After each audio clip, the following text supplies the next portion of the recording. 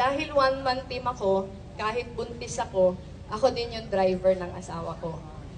Nung araw na pinanganak ko si Aika, drive ko yung truck papunta sa bukid na rough road kasi kailangan ng asawa ko ng generator dahil nag-brown out, meron siyang rally sa bundok.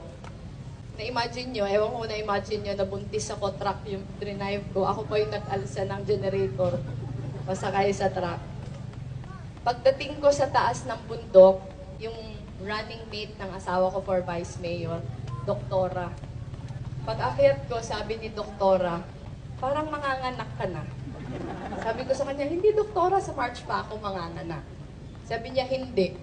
Parang manganganak ka na. Huwag ka na magdadrive pababa. Pumunta ka na sa ospital. Pero syempre, wala naman akong reliever kasi one-man team nga ako. Drive ko ulit yung truck pababa. Yun nga. After nun, pumutok na yung bag of water ko. Pinanganak ko si Aikang mag-isa ako sa ospital. Dumating yung asawa ko, may anak na siya.